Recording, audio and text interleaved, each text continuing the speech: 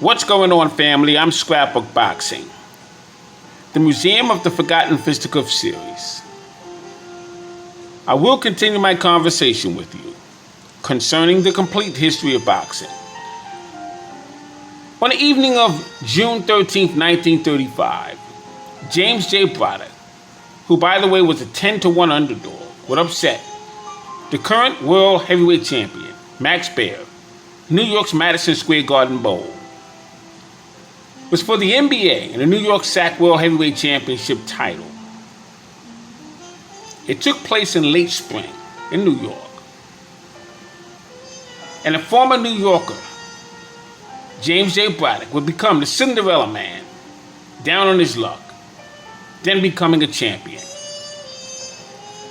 The stock market would crash in 1929, and most who lived during that time have suffered a great deal of financial endeavors. Well, Jimmy Braddock was no different. He would have some great fights in 1929, but the stock market would crash, and society went upside down. So Jimmy Braddock would suffer as well. He would have to borrow from charity. He would need food stamps. Had his lights turned off. Had to sleep in Central Park. Things were rough for Jimmy Braddock. Meanwhile, you had a young man by the name of Max Baer. He was flaunting around in his white suits and white shoes, a woman on each arm. He was doing okay for his time. Jimmy Braddock would be offered an opportunity because he fought a fighter named Corn Griffith.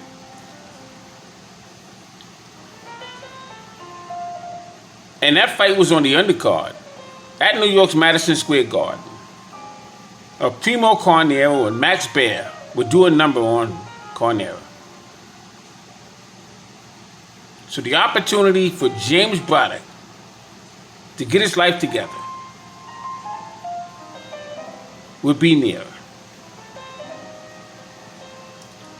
It happened on June 13th, 1935.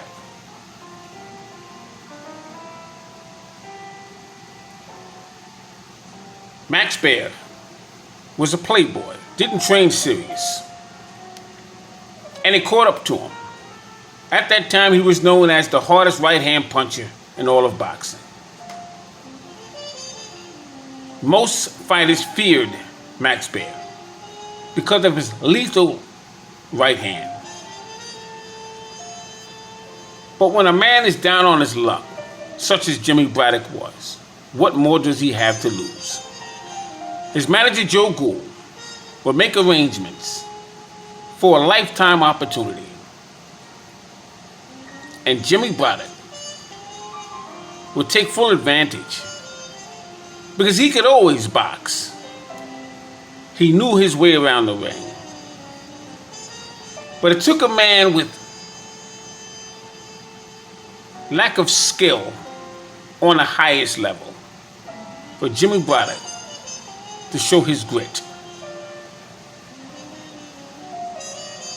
And he would defeat Max Baer and become the brand new World Heavyweight Champion on the evening of June 13th, 1935. Oh, what a moment that was.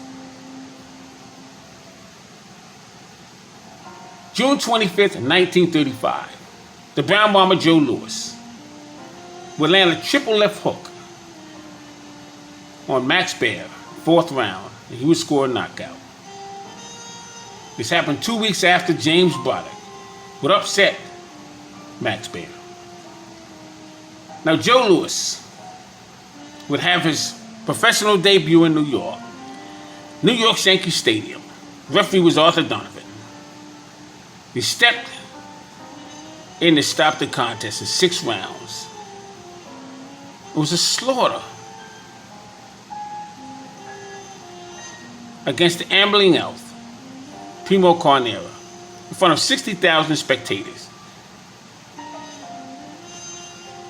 Now, Buddy Baer, who was 21-1, Nathan Mann, 18-2. Abe Simon, 3-0. And Red Berman, 24-2. Would all be in the ring with Joe Louis. Joe Louis was 21 years old. He stood 6 foot 1.5 inches, weighed 196 pounds, and had a 76-inch reach. He walked into the ring with a record of 19 wins and 15 knockouts. As for Primo Carnera, he was 28 years old. He stood 6 foot 5.5 inches, weighed 261 pounds, had an 85-inch reach, had a record of 82 wins, 7 losses, and 65 knockouts. Now, Joe Louis was 21 years old when he fought Roy Laser, Lee Ramage, and Eddie Brown. Carnera was 28 years old. He fought Cecil Seal Harris, Victorio Campolo, Ray Imperator, Max Baer, and Tommy Laughlin. Carnera was hit so hard by Joe Louis that he would break his ankle. The fight netted $275,531.87. It would gross $378,655. Now, Joe Louis would deck the Ambling Elf with a beautiful fast pass combination. Mike Jacobs would make his first promotional gate with the Brown Bomber. It was part of a 3-fight deal with options for renewal. The fight was promoted as Carnera's homeland with a threatening of the Ethiopian in Africa. Benito Mussolini was the wrong time for Joe Louis. Now, Joe Louis was a black man representing the Black Patriots. 64,000 spectators. Paid $57,000 with 7,000 complimentary total tickets. Carnera was paid $86,792.54. Joe Louis was paid half that, $44,636.16. Joe Louis weighed 198 pounds. He was knocked out 210-pound Max Baer with a beautiful left hook combination at New York's Yankee Stadium. Referee that evening was Arthur Donovan. Round after round, the stadium would be in an uproar. 84,831 screaming and very shocked spectators. Joe Louis was a 2-1 favorite. At the negotiating table, it was agreed that Joe Louis would earn $217,337, and a former world heavyweight champion, Max Baer, would earn approximately $181,114. It was a rain almost postponed the contest. It was a 45-minute delay. And it was reported of having a broken wrist and chip bone by Max Baer. It was his left hand that was giving him a concern. Dr. William Henley, an orthopedic surgeon, he performed at Johns Hopkins University. The hospital was in Maryland. And Max Baer, business manager Ansel Hoffman, tried to wheel and deal his way out of the contest. Manager John Roxburgh would have none of it. Manager Julian Black and Jock Roxburgh immediately tried to get a fight with the Cinderella Man, but they were denied. July 1st, 1935, Lou Ambers would defeat Fritzy Zivic into Hickory Park in Melville. The very next morning, Ambers was taken to the hospital, where his broken jaw had to be reset and wired. Zivic was 22 years old. He stood 5 foot 10 inches, had a 71-inch reach, had a record of 33 wins, 6 losses, 4 draws, and 18 knockouts. As for Lou Ambers, he was 21 years old. He stood 5 foot 4 inches, had a 70-inch reach, had a record of 45 wins, 2 losses, 5 draws, and 15 knockouts. He would lose August 17, 1938 to Henry Armstrong, but he would defeat Armstrong August 22, 1939 in a rematch. he would once again become the world lightweight champion. May 7th, 1937, take on Tony Canzoneri. May 10th, 1940, Lou Jenkins, at the age of 26. He was known as the Heckermeyer Hurricane. Lou Ambers. He was born November 8th, 1913 in Heckermeyer, New York. He would die April 25th, 1995. He was 81 years of age at the time of his death, and he would reside in Heckermeyer, New York. I met Lou Ambers several times, in fact. He stood 5'4.5" He was a lightweight, had a 70-inch reach. Fought from 1932 to 1941. Had a total bout career of 104 bouts, 89 wins, 28 knockouts, 8 losses, and he was stopped twice. He was in the ring with Pedro Martinez and Jimmy McLaurin. Jimmy McLaurin was a very, very good fighter. I talked about him several times. He would end the career of Pancho Villa. He would go 3 bouts with Barney Ross. He would knock out Corbett III in 1 round. I met him several times. Jimmy Vaughn and Henry Armstrong, Sammy Fuller, named just a few. Fizzy Zivic. What a fighter this man was. He had 234 total bouts. He won 159 of those bouts, 65 losses. Born May 8th, 1913, Pittsburgh, Pennsylvania. Be entered in the Boxing Hall of Fame in 1972. In the World Boxing Hall of Fame in 1957. He would die May 17th, 1984, 71 years of age at the time of his death. He had a 71-inch reach and stood 5'10" as welterweight. He would reside in Lawrence, Pennsylvania. I met Fizzy Zivic. Fought from 1931 to 1949. October 4th, 1940, on a professional debut main event card of Henry Armstrong's protege, Ray Robinson. Fizzy Zivic would become the welterweight champion of the world. July 29th, 1941. He would confirm that by stopping Armstrong in 12 rounds, both in New York's Madison Square Garden. He would take on Henry Armstrong and Ray Robinson, Charlie Burley and Kid Astacker, Izzy Genazzo, Bob Montgomery. He would face fighters such as Eddie Booker, Lou Ambers, Billy Conn, Albar McDavis, Sammy Engard, Freddie Redcock Crane, Jimmy Leto, and Jacob LaMotta, Bo Jack and Lou Jenkins. Fizzy Zivic was some fighter. Now, Fizzy Zivic had a father. His name was Jessup Zivic.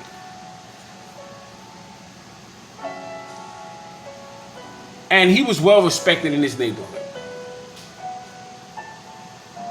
He had 5 sons: Eddie Zivic,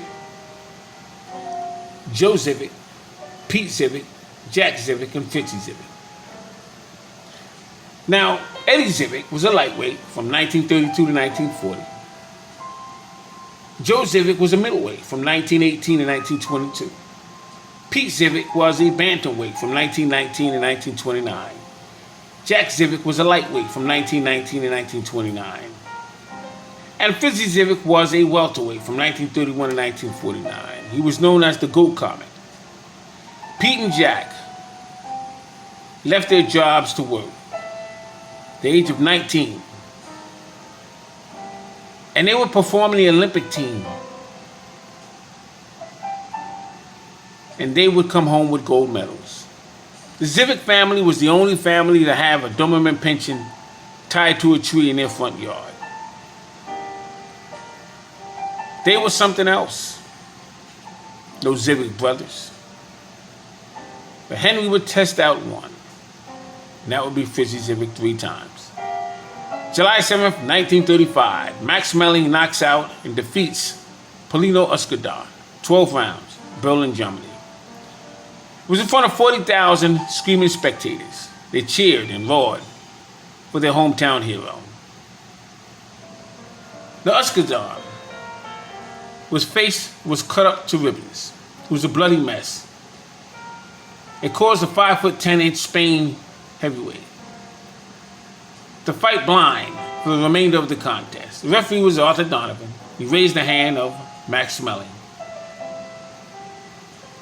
Escobar was 5'10". He weighed 192 pounds, had a record of 49 wins, 15 losses, 3 draws, and 33 knockouts coming into that contest.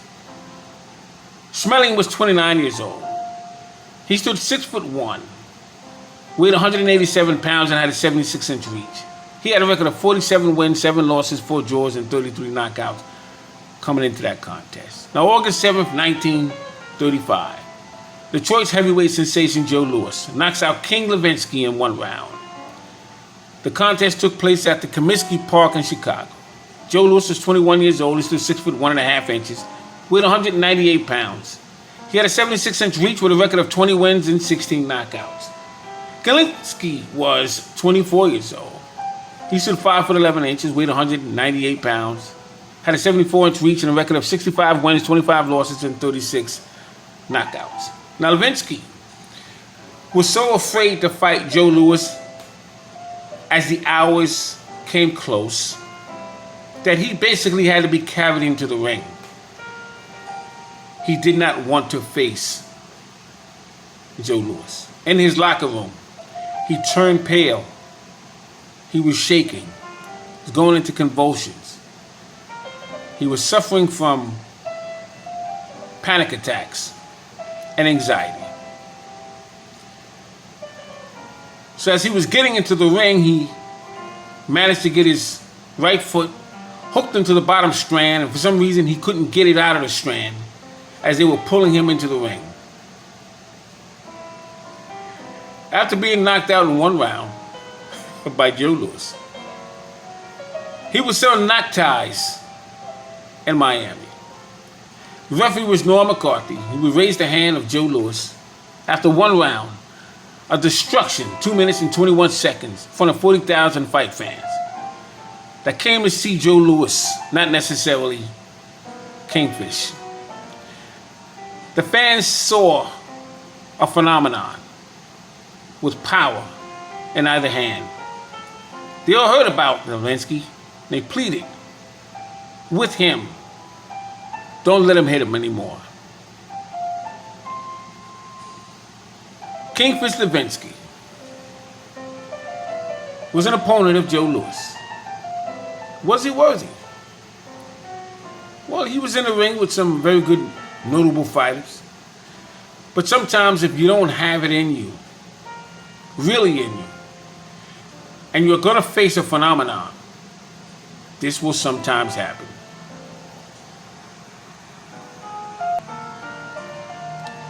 August 26, 1935, Luis Salica would defeat Sixto Escobar, 15 rounds. It was an upset and a surprise victory. New York's Dyckman, Manhattan, off 200th Street in New York. It was called the Dyckman Oval. It was visited by 15,000 spectators. All came to visit the Coney Island Kid, Luis Salica, and Puerto Rican Sixto Escobar. Both men weighed 117.5 pounds. Under 118-pound bantamweight limit, Escobar met Pete Salco 12 rounds. August 8, 1935, both Escobar and Salica were cut. Their bodies were black and blue.